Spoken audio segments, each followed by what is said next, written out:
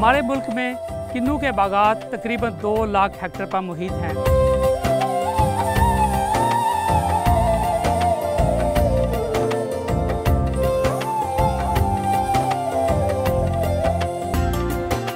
इसको fresh water के साथ जो है हम रिवॉल्व कर करके इसको अच्छे तरीके से लगाते भी रहे हैं और एंटी फंगल भी लग रहा है। दोनों चीज़ें यहाँ पे प्रोसेस हो रही है।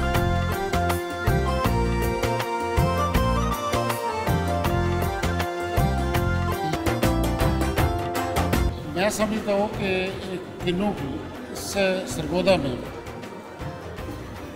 जो एक्सपोर्ट थी तकरीबन $150 मिलियन से आ रहा था, और ये मैं समझता हूँ कि यहाँ के लोगों की अपनी मेहनत थी। ये तो अभी हम पहुँच चुके हैं जी यहाँ पे प्रोसेसिंग एरिया में, जहाँ पे किन्नू की प्रोसेसिंग हो रही है, और हमारे साथ मौजूद हैं हमारे होस्ट जो हैं अदनान साहब। हम इनसे पूछते हैं कि यहाँ पे कौन सी मशीनरी लगी हुई है और कौन कौन से प्रोसेस हो रहे हैं, जहाँ पे हमारे नाज़रीन को इस पर ब्रीफ कीजिएगा ज़रा इसके।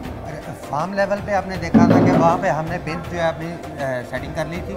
अब उसके बाद ये सारी बेंच जो है प्रोसेसिंग में के लिए इधर रेडी होके आ गई है। बिल्कुल ठीक है। अब इसको सबसे पहले हम लेके चलते हैं प्रोसेसिंग प्लांट के ऊपर। ये हमारा प्रोसेसिंग प्लांट है।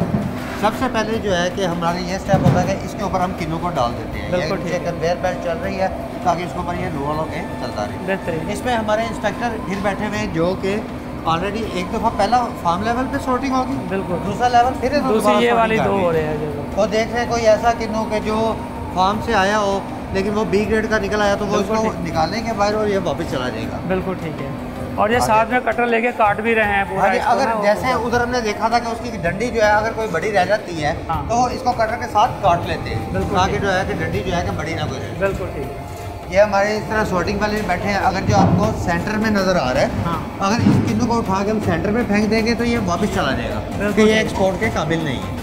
अच्छा, ये वहाँ पे टोकरी में भी डाल रहे हैं और इसके दरमियान में भी फेंक रहे हैं? हाँ जी, दोनों में जाके साइज वाइज कर रहे हैं। वो पीछे कन्वेयर बेल्ट चल रही है, वो वापस चला जाएगा। बिल्कुल। और ये यहाँ तक इसकी सारी सॉर्टिंग हो गई है यहाँ पे। अब ये हमारा पहला इसका जो है ना कि शुरू होता है वॉशिंग का एरिया। ठीक है। अब वॉशिंग में होता है कि देखिए फ्रूट बहुत ज़्यादा गंदा भी है, उसके ऊपर मट्टी और जम्स वगैरह सारा कुछ लगाता है, तो इसको हम बाकायदा फॉर्मर और फ्रूट क्लीनर डाल के इसको हम वॉश करते हैं अच्छे तरीके से। कौन कौन से केमिकल डालते हैं इसके अंदर? इसमें एक फ्रूट क्लीनर है और साथ फॉर्मर है। ये दोनों जो है ना ट्रैक्टर वगैरह से मिलकर जो है इसको अच्छे तरीके से साफ करते हैं। और इसके जितनी मट्टी वगैरह होती है वो यहाँ पे सारी साफ हो जाती है। अगर ये आपको ये देखें तो आप देखें किन्नू इधर से बिल्कुल वॉश हो के साफ हो गया।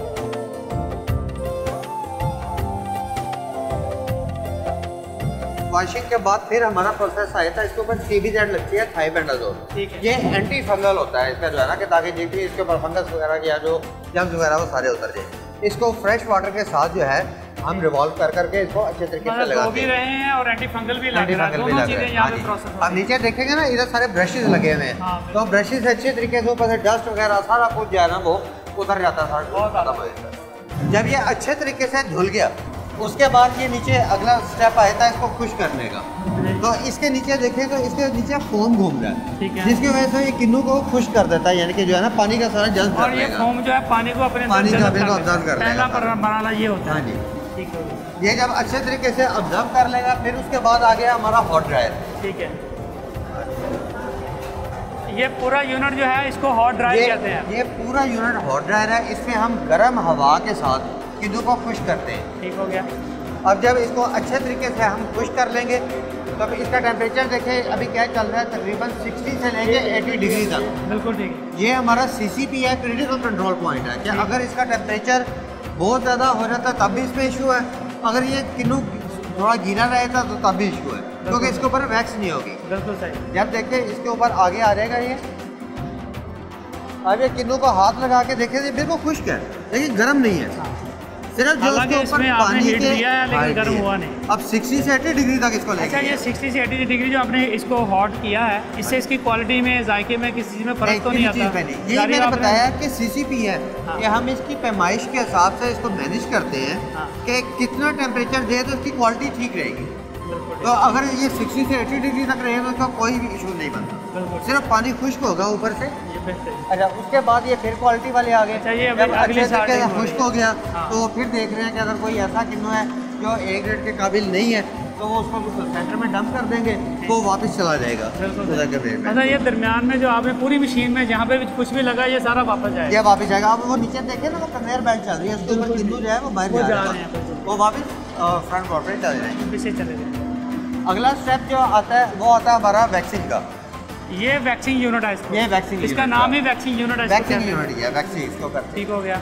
अगर आप ये आके देखें, इसके ऊपर वैक्सिंग हो रही है सारी। अब बेसिकली वैक्सिंग जो आपका ये चल रहा है इसके मूविंग में, ये वैक्स कर रहे हैं? ये वैक्स कर रहा है। अब वैक्स का बेसिकली क्या काम होता है कि ये पॉलिश भी है, एक तो इसको बहुत ज़्यादा शाइन में ले आता है, बिल्कुल। दूसरा इसके जितने मसाम होते हैं उन सबको बंद कर देता है। तो अगर मसाम बंद ना हो तो ज़्यादा लंबा फिर इसकी शेल्फ लाइफ नहीं बनेगी। इसका मतलब यहाँ पे इसकी शेल्फ लाइफ पे काम हो रहा है? शेल्फ लाइफ पे काम हो रहा है, क्योंकि देखिए हमने सारा एक्सपोर्ट करना है। मेजर हमारी कंट्रीज मतलब मोर देन 16 कंट्रीज में हम एक्सपोर्ट करते हैं। मेजर कंट्री हमारा रशिया है, तो रशिया तकरीबन 50 डेज प्लस ट्रांसपोर्ट लगता है उधर पहुंचने में, तो ये उसके लिए फिर बहुत ज़्यादा अफेक्टेड है। ये पूरा यूनिट जो है ये वैक्सिंग यूनिट है?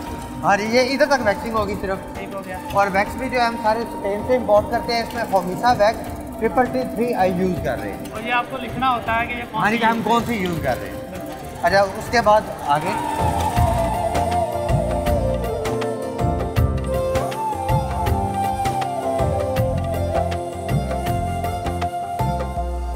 ये हमारा फिर आगे मेन स्टेप शुरू हो रहा है। ये असल ग्रेडिंग है। ये है ग्रेडिंग। बिल्कुल। कि देखिए किन्नू बाहर से जब आया, कोई बड़ा है कोई छोटा है, हर किस्म का मिक्स है।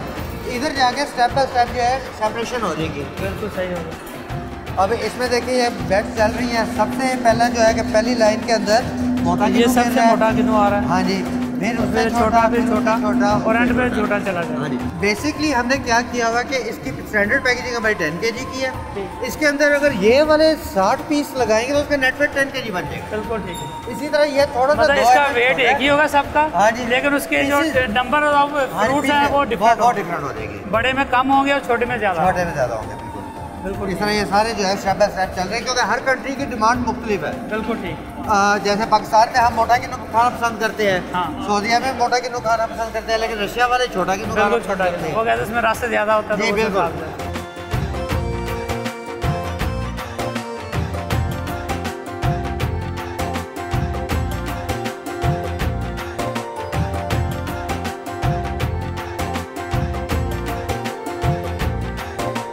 था अभी जैसे अभी कितने प्रोसेस हो रहे हैं? आपने माशाल्लाह पूरी बड़ी तफसील से दिखाया, तो कितने प्रोसेस अभी आप ये जो है कि सर आप देख रहे हैं ये पैकिंग होगी सारी। बिल्कुल ठीक है। पैकिंग होगी, इसका जो है कि इसको हमें अगला प्रोसेस होगा कोल्ड स्टोर के अंदर लेके जाना। बिल्कुल ठीक। इसको हम कोल्ड स्टोर के अंदर रखेंगे। इसका टेम्परेचर हमने +4 रखना है। +4 इसका पर टेम्परेचर आ जाएगा तो फिर ये रेडी टू गो है। तो कितने देर कोल्ड स्टोर में रहता है ये तकरीबन जो है 8 से 10 घंटे जो है ना टेम्परेचर ले लेता है। टेम्परेचर जो है फुल उसका होता है। अच्छा, फिर आगे वो रेफ्रिजरेटर कंटेनर होता है, कंटेनर के अंदर थ्रू आउट चलता जाता है, इसी तरह उसको जो है शिफ्ट कर दिया जाता है। बिल्कुल सही है। अब ये फाइनली जो है ये सबसे छोटे वाला जो आप बता रहे हैं वो वाला है। ये रशिया के लिए जाता है सारा जो है। देखें जी ये कितना खूबसूरत कलर और इसका स्टिकर लगा हुआ बेहतरीन। ये सबसे छोटे वाला जो ग्रेड है वो वाला है, बाकी बड़ा ग्रेड भी आपको दिखाते हैं सर। और अभी ये जो है डेली आपकी ये प्रैक्टिस चल रही है? डेली चल रही है हमारी। और कितने कंटेनर अभी तक आप भेज चुके हैं यहाँ से? तकरीबन हमारा 300+ हो चुके हैं पूरे सीज़न में। हाँ जी, क्यों बेसिकली सीज़न होता है इसका 1 दिसंबर से लेके और मिड मार्च तक। बिल्कुल ठीक। तो उस दौरान जो है इसका है। और ये लास्ट कब तक अभी कितने ऑर्डर पड़े हुए जो आपने कंप्लीट किया? अभी तो ऑर्डर बहुत ज़्यादा है और माल पड़ा हुआ है आपके पास? माल पड़ा हुआ है। चलें जी, बेशुक्र। इसी दौरान जी हमें ज्वाइन किया है जो फैक्ट्री के ओनर है अंसर इकबाल हल साहब ने। हम उनसे बात करेंगे, आपको मुलाकात कराते हैं। अदनान साहब आपका बहुत शुक्रिया, आपने हमें इतनी अच्छी मुफीद मालूमात दी। अंसर साहब thank you very much sir, बहुत शुक्रिया। आपकी फैक्ट्री का हमने विज़िट किया, बड़ा अच्छा लगा। तो अभी हम आपके मैनेजर्स हमें बड़ा ब्रीफ कर रहे थे इसकी पूरा प्रोसेसिंग के हवाले से। हमने फार्म से लेकर यहाँ तक का पूरा प्रोसेस दिखाया अपने नाज़रीन को। तो हमें बताइएगा आपसे बड़ा टेक्निक क्या फ्यूचर देख रहे हैं सरगोदा के हवाले से? दुनिया जो आपने जो किन्नू की दीवानी है, किसको आप इसको किस तरह देख रहे हैं फ्यूचर में कि कहाँ पे खड़े हैं? मैं समझता हूँ कि किन्नू की इस सरगोदा में जो एक्सपोर्ट थी तकरीबन $150 मिलियन से आ रहा था। और ये मैं समझता हूँ कि यहाँ के लोगों की अपनी मेहनत थी। आइंदा आने वाले दिनों में हम समझ रहे हैं कि हमारी ये प्रोडक्ट जो किन्नू बहुत ज़बरदस्त हुआ करता था, इसमें मुख्तलिफ डिजीज़ आना शुरू हो गई हैं, इसकी शेल्फ लाइफ कम होना शुरू हो गई बिल्कुल ठीक है। है। उस पर कोई गवर्नमेंट लेवल पे कोई तवज्जो कोई नहीं दी जा रिसर्च या इस तरह की चीज़ें नहीं हुई। नहीं हो रही। मैं समझता हूँ कि ये अल्लाह ताला ने एक बहुत नेमत दी है इस इलाके को। अब वो हवा की वजह से यहाँ का जो किन्नू है उसकी ज़ाहिर है बहुत ज़बरदस्त क्वालिटी है, ऐसे ही है जी। बहुत डिमांड है। बहुत शुक्रिया अंसर साहब।